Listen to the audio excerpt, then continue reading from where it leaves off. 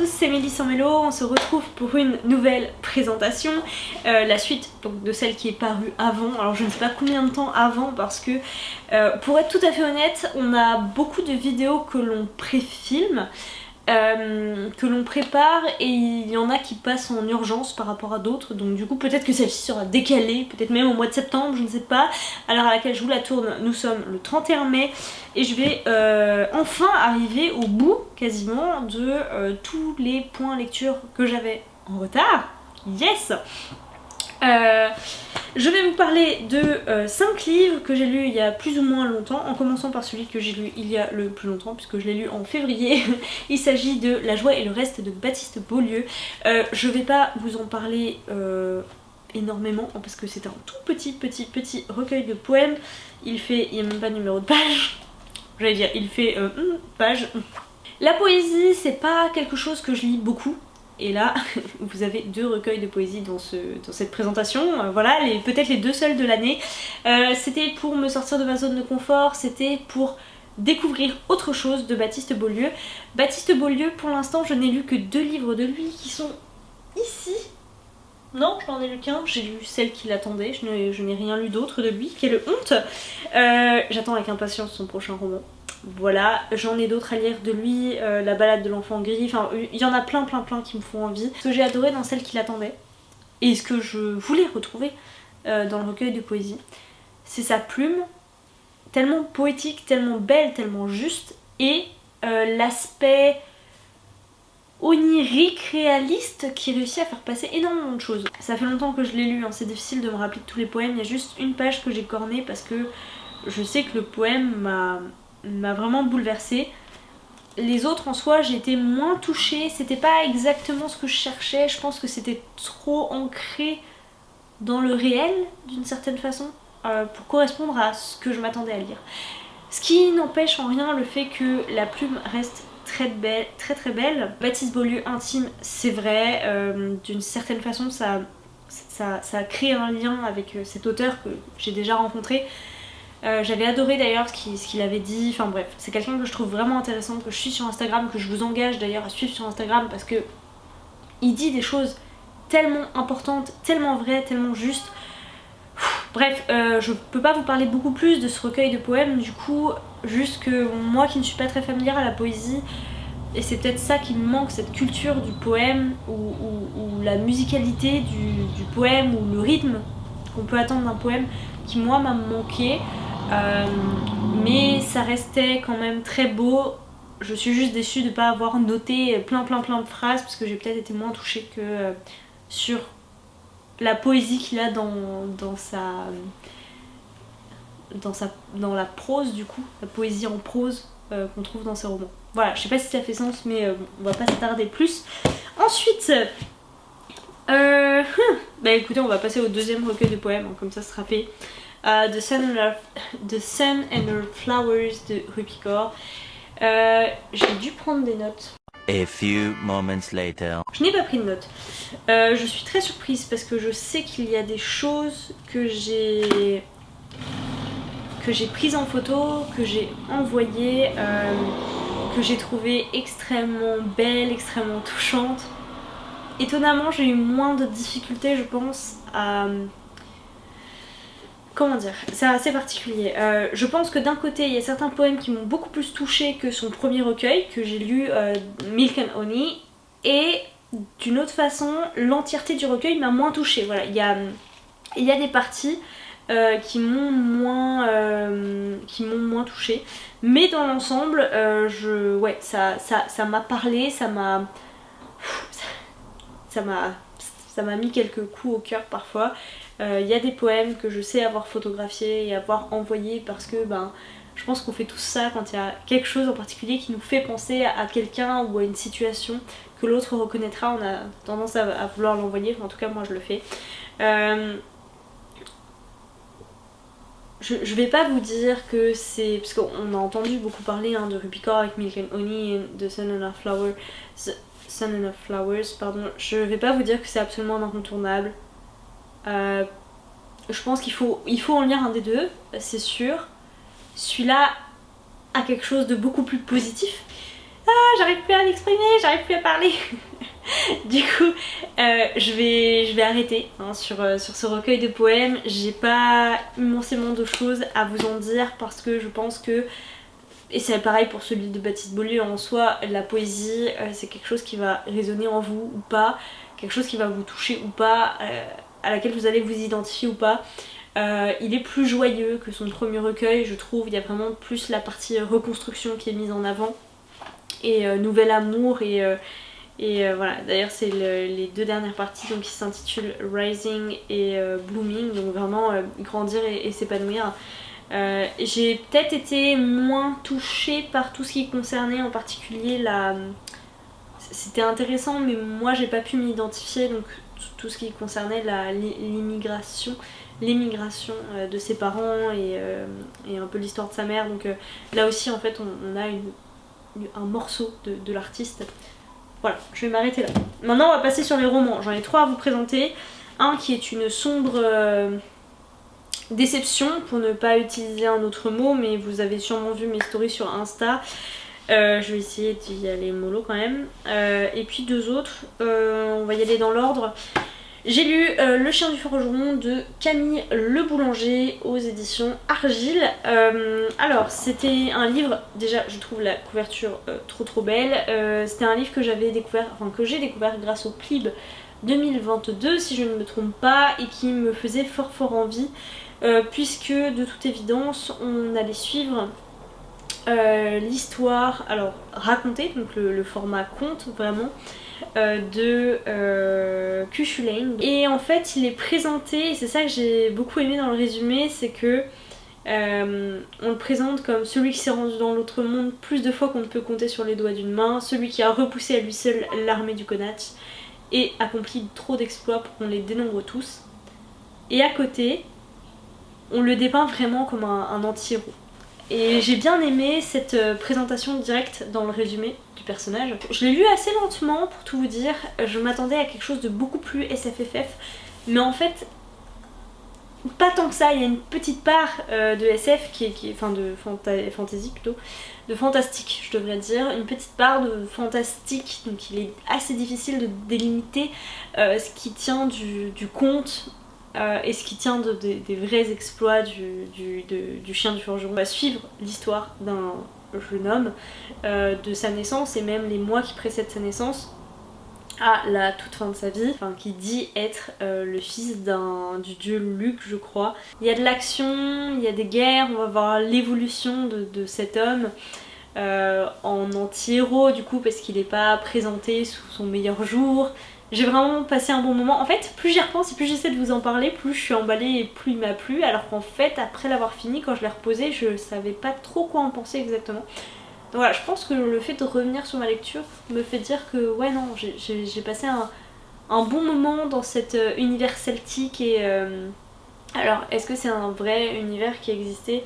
Il me semble que oui, puisque paraît-il que c'est inspiré d'une vraie légende. C'est sympa, maintenant ça prend son temps, c'est une histoire de vie aussi, donc ça convient pas forcément à tout le monde. Le format conte peut désarçonner, parfois il y a 2-3 moments où j'ai peut-être moi-même trouvé ça un peu lourd, voilà, le gars qui s'adresse à son public et qui brise le 4e mur, avec les lecteurs, mais pas directement les lecteurs puisqu'il s'adresse aux personnes qui lui offrent à boire au fur et à mesure qu'il raconte l'histoire.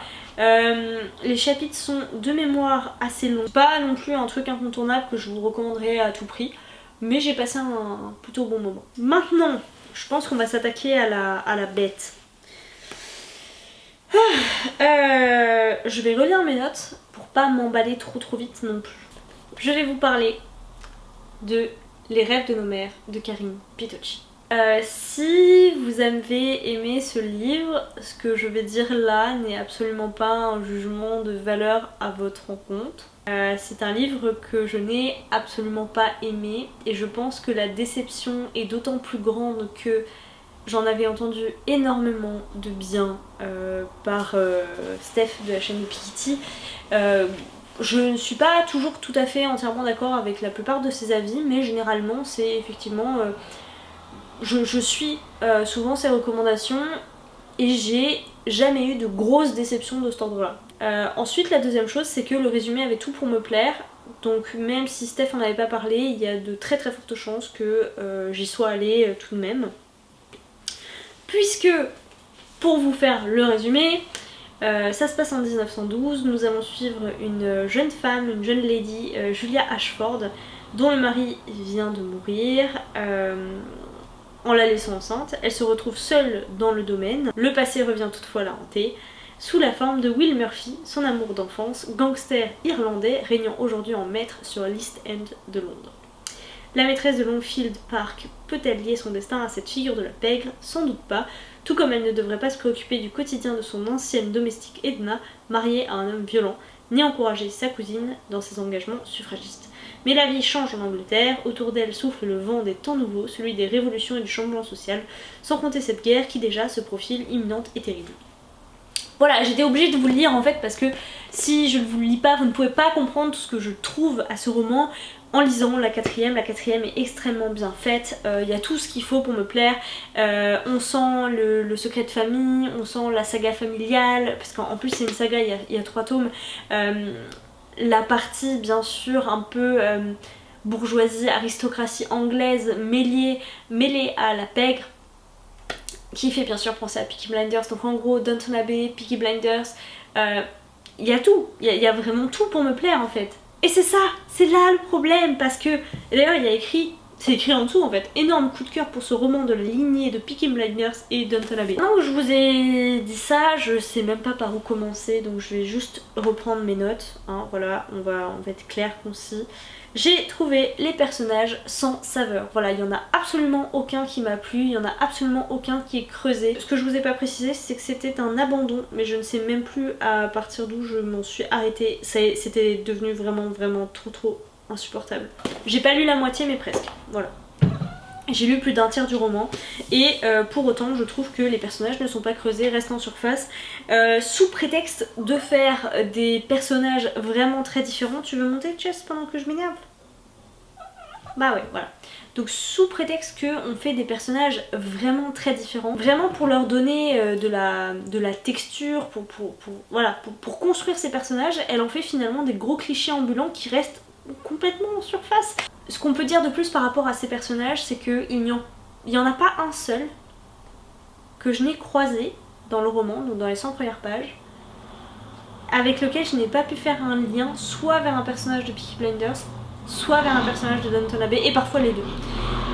Et donc en fait ça se transforme juste en caricature de personnages qui ont été créés par d'autres scénaristes et d'autres auteurs, qui sont eux tellement plus réels et tellement plus profonds que voir là cette espèce de pâle réplique, c'est juste d'une tristesse à mourir.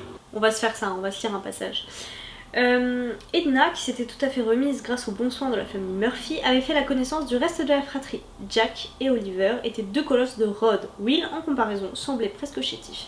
Il était pourtant évident aux yeux d'Edna que ce dernier était le cerveau du clan. Bon. Ils étaient si gentils avec elle qu'elle comprenait mal comment cette famille pouvait inspirer autant de crainte. Voilà, je pense que juste ces quelques phrases sont assez représentatives du reste du roman. Très clairement, on vit dans un monde de bisounours. Je m'étais posé une question, j'essayais de retrouver la réponse. J'ai posé la question pourquoi ils sont irlandais en fait, parce que si j'ai bien lu, alors après c'est peut-être moi aussi qui ai un petit peu accéléré la lecture, mais en fait ils ont été éduqués et élevés par leurs parents dans une ferme en Angleterre, donc dans le nord de l'Angleterre, le pays, et donc pas en Irlande en fait, hein. Mais bon, après peut-être que je fais erreur et que je suis mauvaise langue. J'ai aussi trouvé 2-3 incohérences que j'ai trouvé pas terribles et des choses tout à fait maladroites. Enfin, quand je dis maladroite, c'est maladroite et pas adapté à l'univers dans lequel on est, c'est-à-dire qu'on est en 1912. En 1912, un auteur qui dit qu'il y a une photo en noir et blanc. Je trouve que ça fait très décalé au sens où c'est un anachronisme sans en être un, c'est-à-dire qu'en 1912, personne ne penserait à préciser que la photo est en noir et blanc et pas en couleur. C'est juste des petites choses comme ça. On ajoute à ça une plume, et je vous ai donné un exemple, voilà, une plume pas dingue. Au début, je me suis même posé la question de savoir si c'était la traduction qui était vraiment ratée. Et en l'occurrence, c'est une autrice française qui a été primée pour ce roman. Donc outre le fait que les mots soient mal choisis et qu'il y a ce que je déteste dire, mais cette exagération de certains mots, ce choix du vocabulaire pour faire quelque chose de dramatique dans des phrases très courtes mais qui se veulent punchy et impactantes, qui sont pour moi en fait la marque d'un auteur qui ne connaît pas la subtilité. Et c'est pas la première fois que vous entendez ce genre de commentaires de ma part, alors peut-être pas aussi cash. Quand je lis une histoire familiale, une saga familiale, un roman historique, j'attends un minimum de détails par rapport au décor, par rapport à l'histoire, par rapport au contexte. C'est super important le contexte, c'est super important les sentiments de chaque personnage, les différentes facettes de la description, en fait, de la description, de l'introspection, et là-dedans il n'y a rien. Pas de contexte, pas d'introspection, pas de description. Il y a des personnages qui tombent, pouf, ça m'est arrivé 2 fois dans les 100 premières pages quand même, qui tombent comme un cheveu sur la soupe, on n'a jamais entendu parler d'eux auparavant, mais ils sont là juste pour produire une scène un petit peu ouf.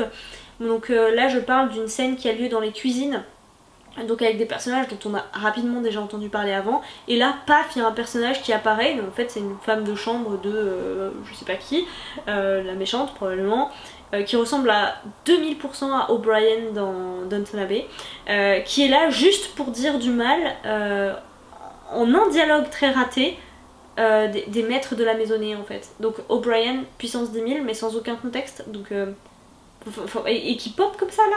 Si encore on avait déjà entendu parler de cette nana là, qu'elle avait déjà glissé quelques... ça serait passé, pourquoi pas, mais là non, paf elle arrive, elle fait ça, puis après on n'entend plus parler. De la même manière, on suit la jeune Edna qui, grâce à la famille Murphy, se fait embaucher dans un grand magasin.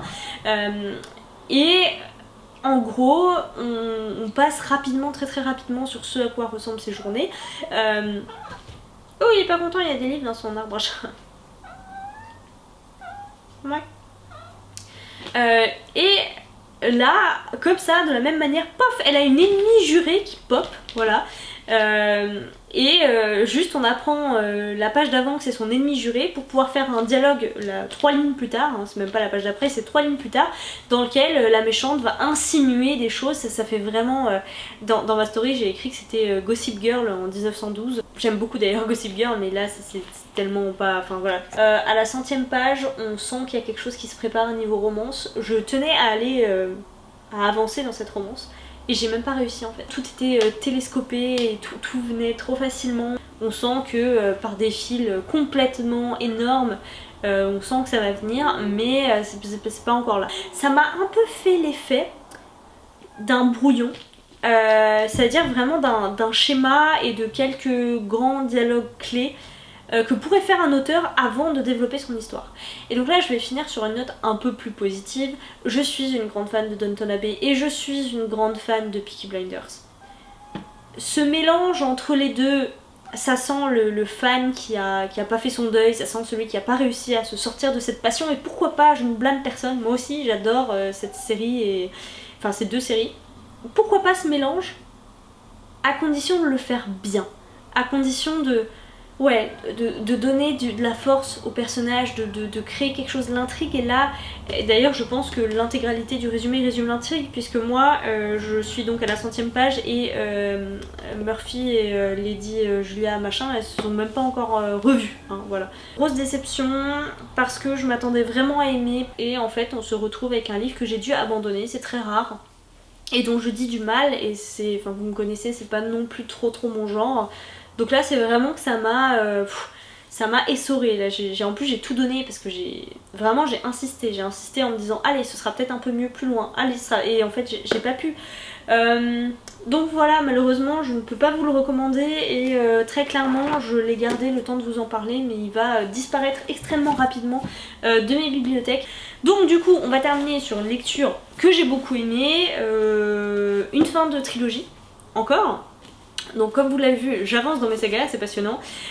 J'ai terminé Half Lost de Sally Green et je suis tellement contente de ce livre. Ça a vraiment été une histoire qui m'a beaucoup plu. Alors si vous avez un peu suivi, j'ai lu le premier tome quand j'étais en Irlande, c'était une recommandation de votre part et merci pour cette recommandation, c'était exactement ce dont j'avais besoin. Donc on va suivre un jeune homme qui est mi-sorcier Black Witch et mi-White Witch. Et donc il doit vivre dans un monde où les sorciers, les Black Witch sont chassés et ont vu d'être exterminés par les White Witch. C'est vraiment pour faire un résumé très bref, c'est un 3ème tome. Si vous n'avez pas lu les 2 autres, bien sûr vous pouvez skip la vie. Je vais rien vous spoiler, cela dit, mon idée c'est surtout de vous dire que ça a été une très belle surprise pour un 3ème tome. Je l'ai lu beaucoup plus vite. J'ai lu beaucoup plus vite le tome 3 après le tome 2 que le tome 2 après le tome 1. C'est un tort d'ailleurs. Je pense qu'il faut vraiment les lire d'affilée, sinon on perd un petit peu le fil dans la multitude des personnages qu'il y a. J'ai adoré retrouver le personnage de Nathan qui est à mon sens un anti-héros mais en même temps extrêmement attachant. C'est quelqu'un de très fermé, quelqu'un de très froid, quelqu'un de très dur, quelqu'un qui souffre beaucoup et qui se cherche, qui est dans une situation difficile parce qu'il est à cheval entre 2 mondes et puis en plus au début de ce tome là il a subi un deuil, le deuil alors qu'il venait tout juste de retrouver la personne. Enfin voilà, c'était extrêmement touchant. Ce que j'ai adoré aussi dans ce livre, c'est que je l'ai lu, si vous voulez, moi je l'ai lu pour son histoire. Je me suis lancée dans la trilogie, donc en VO, sans du tout y rechercher de la romance ou quoi que ce soit. Moi j'y allais avec, bon bah voilà, il y a des clichés du young adulte, mais Lou vous en a parlé, il y a la partie triangle amoureux, qui était pour le coup, je trouvais, ça reste un triangle amoureux, mais dans un sens, c'était un peu original. Et puis c'était un triangle... je veux dire, le héros avait fait son choix, voilà, c'était pas il hésitait entre deux, il avait fait son choix quoi. Donc du coup je l'ai lu juste pour l'histoire, qui a répondu à mes attentes, il y a les rebondissements que j'attendais, il y a les surprises que j'attendais. Et en ce sens ça m'a vraiment plu.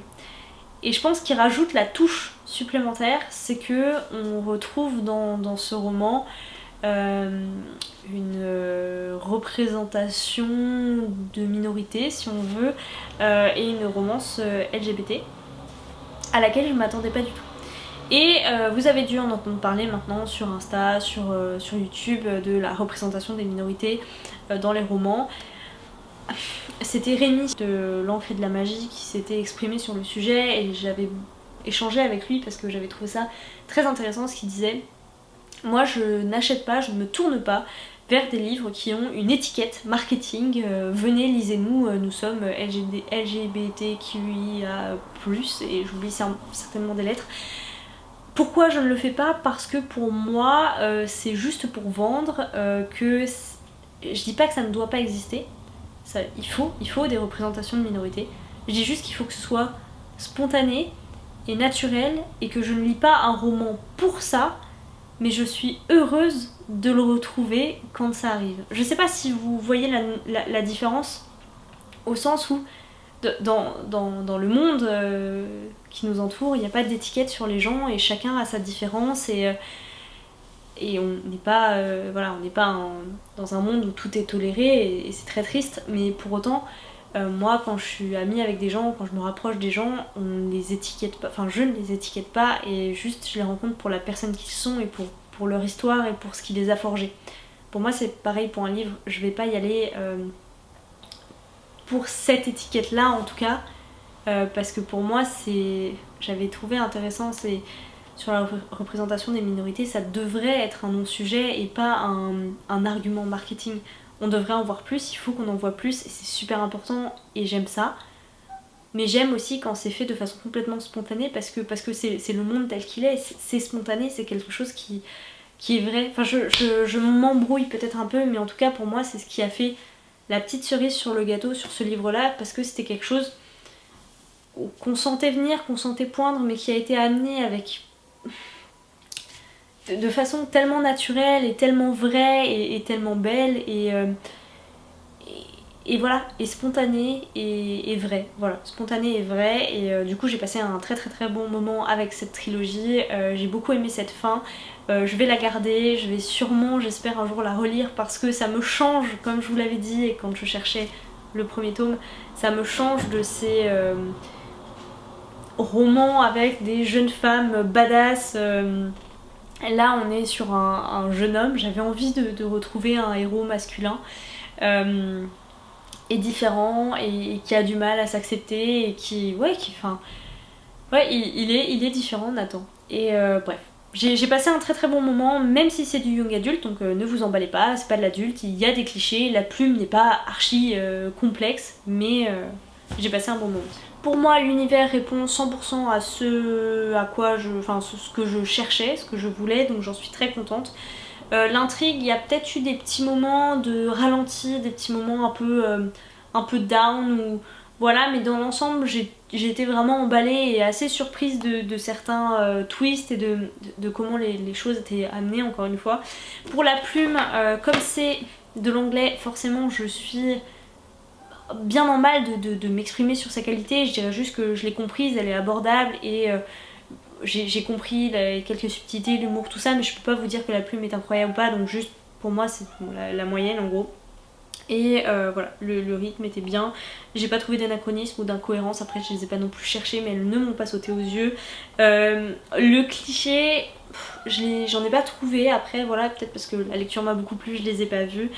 Donc une ambiance très très bien rendue, l'espoir, le désespoir, le personnage torturé, quelque chose de sombre, bref, voilà, je vais pas m'égarer plus, j'ai aimé cette lecture, j'ai aimé cette trilogie et merci à vous, parce que c'est grâce à vous que je l'ai découverte et que je l'ai lue. Et avant de vous laisser, je veux juste vous donner une petite info comme ça, parce que c'est lié à ma lecture de Les Rêves de nos mères.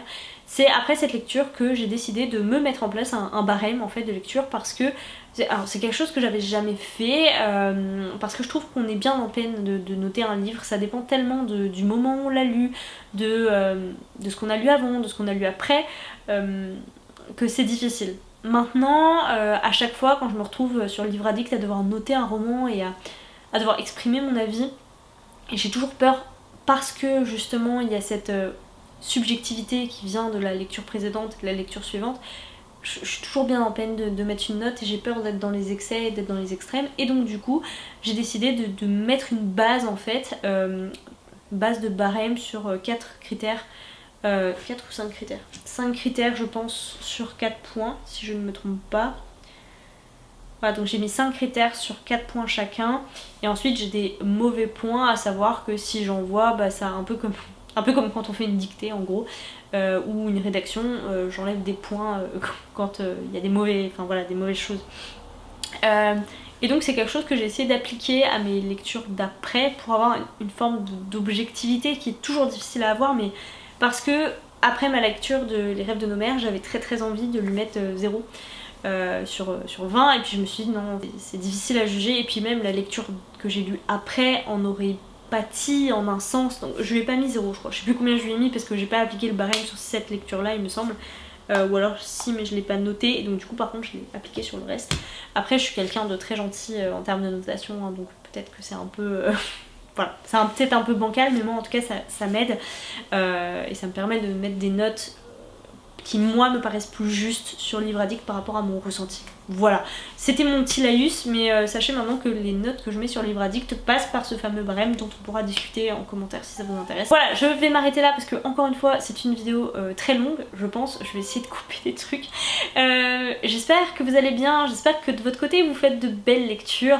Je vous attends comme toujours dans les commentaires pour avoir vos retours, même sur les romans dont je dis pas que du bien, c'est toujours intéressant d'avoir vos avis, vos retours, pourquoi vous les avez aimés, qu'est-ce qui vous a plu dedans, à côté de quoi je suis passée peut-être. Merci encore pour Half-Bad, et puis en attendant une prochaine vidéo, je vous souhaite à toutes et à tous de très très très très belles lectures.